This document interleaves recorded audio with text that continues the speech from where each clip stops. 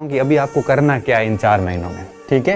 ये इस बात को पॉइंट को नोट कर लेना, बहुत ही महत्वपूर्ण पॉइंट है ये। अभी आपको क्या करना है इन 4 महीनों में।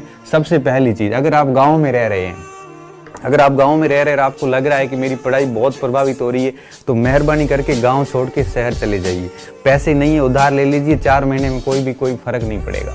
तो गांव में पढ़ाई नहीं हो रही है, अगर आपको लग रहा है कि गांव में मेरी बहुत अच्छे से पढ़ाई हो रही है तो गांव में पढ़ लीजिए। अगर आपको लग रहा है कि गांव में पढ़ाई खराब हो रही है तो शहर आ जाइए।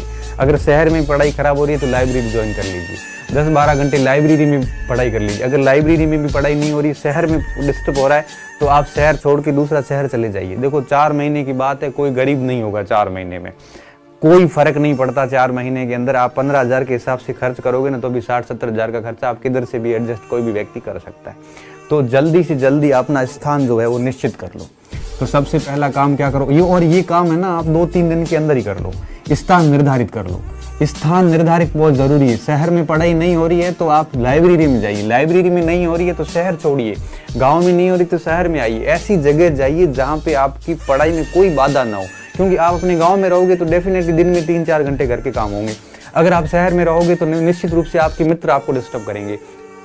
तो कहने का मतलब है कि आप ऐसी जगह चले जाओ जहां आपका कोई विघ्न नहीं हो, सिर्फ और सिर्फ पढ़ाई के अलावा कोई विघ्न नहीं हो। ऐसा काम कीजिए। अगर आप हाउस वाइफ है, डेफिनेटली हाउस वाइफ है तो स्थान निर्धारित करना मुश्किल होता है उनके लिए, तो उनके लिए तो मैं इतना ही कहूँगा कि स्थान निर्धारित करने की कोशिश कीजिए, फैमिली का सपोर्ट लीजिए, उनसे बात कीजिए। अगर फिर भी नहीं बैठ रहा है तो कम से कम सुबह मॉर्निंग में 3 बजे उठ के 2-3 घंटे मॉर्निंग में निकालिए।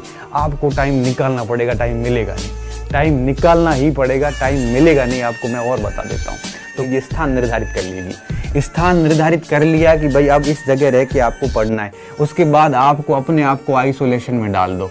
ये क्वारंटाइन आइसोलेशन के जो शब्द थे इसके यूज लीजिए। आप अपने आप को, आइसोलेशन का मतलब ये है कि आप अपने आप को एकांत में कर लीजिए दुनियादारी से। ये समाज, ये घर परिवार मित्र कोई किसी का नहीं है, मैं आपको आज ही बता देता हूँ, कोई किसी का नहीं है। ये आज आपके प्रशंसक जो है ये सबसे बड़े आलोचक बन के उभरेंगे जिस दिन आपका परिणाम आएगा। जिस दिन आपका परिणाम नेगेटिव आएगा, ये सारे के सारे जो आलोचक, ये प्रशंसक है आज के, ये कल आलोचक बनेंगे। आज जो आपको कह रहे हैं ना कि तेरे तो इतने टेस्ट में मार्क्स आ रहे हैं, तेरा इतनी बढ़िया तैयारी, तेरे को हर प्रश्न का जवाब आता है, ये लोग जो है ये आपको चढ़ा रहे हैं। और ये लोग सबसे घातक प्राणी हैं आपके लिए, मैं और बता देता हूँ। ये आपको हवाई बातें करके आपको बहुत चढ़ाएंगे और लास्ट में जब आप फेल होंगे तब यही लोग आके कहेंगे कि यार तेरे तो उस स्तर की तैयारी नहीं थी। तो कहने का मतलब ये हुआ कि जो आपके आसपास जो लोग हैं, जो आपको कड़वा बोल रहा है वो सही बोल रहा है, जो आपको ये कह रहा है ना कि आपकी बहुत बढ़िया तैयारी है, उससे दूरी जितनी हो सकती है, ऐसे लोगों से जितना हो सकता है इतनी आप दूरी बना दो। ये प्रशंसक आपके आलोचक बनेंगे, कोई आपका नहीं है सिवाय आपके खुद के। इसलिए कह रहा हूँ कि आप अपने पर ध्यान दीजिए। इस दुनियादारी, सोशल मीडिया, जितना भी ये लोग वगैरह, फैमिली परिवार है, इन सबसे दूर हो जाइए। ये सबसे बढ़िया एक मौका है इन 4 महीनों में, तो अपने आप को आइसोलेट कर लीजिए। कोई आपका नहीं है सिवाय आपके। इस बात को रट लेना कि सिवाय आपके कोई आपका नहीं है। जो आज आपके प्रशंसक है, जो आपको आज चढ़ा रहे हैं, यही लोग आपको कल गिराने में सबसे ऊपर आएंगे। सबसे पहला फोन इन्हीं का आएगा, सिलेक्शन हुआ कि नहीं हुआ, जबकि उसको पता है आपका सिलेक्शन नहीं हुआ है। ये सबसे ज्यादा कटाक्ष करेंगे, आपके घर पे सबसे पहले बात यही पहुंचाएंगे, आपके दोस्तों तक सर्कुलेट करने में इन्हीं लोगों का योगदान होगा।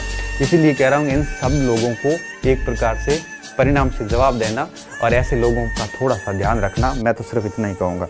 इसके अलावा एक आज जो आपके पास मौका आया, ऐसा मौका जीवन में वापस नहीं आएगा। 2024-25 तक वापस 23-24 तक वैकेंसीज नहीं आई। आज आपके पास जो टाइम और परिस्थितियां बनी हुई है, ऐसी टाइम और परिस्थितियां 2 साल 3 साल बाद डेफिनेटली नहीं होगी। क्योंकि आज हो सकता है आप कुंवारे हो, पूरा टाइम मिल रहा है, कल शादी होगी, रिस्पॉन्सिबिलिटीज आ गई तो फिर निश्चित रूप से आपका टाइम बिगड़ जाएगा। आज आपके घर पे कमाने वाले हैं, सब है, कल को हो सकता है कोई ऐसी आपात स्थिति अनहोनी हो जाए, कल को आपके पास नहीं होगा। तो आज जो आपको समय मिला है, ये मत सोचिए कि जीवन भर ऐसा ही समय रहेगा। डेफिनेटली टाइम चेंज होता है और टाइम ऐसा चेंज आता है कि आप कभी कल्पना भी नहीं कर सकते। इसलिए ध्यान रखना, आज के इस टाइम को भुनाना और बढ़िया तरीके से जो आप लोगों से उम्मीदें की, आपके घर वालों ने, आपने खुद से अपने से जो उम्मीदें की है, उन उम्मीदों को पूरा करने का जो है वो टाइम आ चुका है। तो स्थान तय कर लो, अपने आप को दुनिया से कट कर लो, एकांत में कर लो। तीसरी चीज़ जो आपको सबसे बढ़िया चीज़ है वो है आप अपनी सामग्री निर्धारित कर लो। आप अपनी सामग्री निर्धारित कर लो कि आपको टीचिंग मटेरियल अब क्या क्या पढ़ना है, ये तय कर लो। तो अपनी सामग्री निर्धारित कर लो।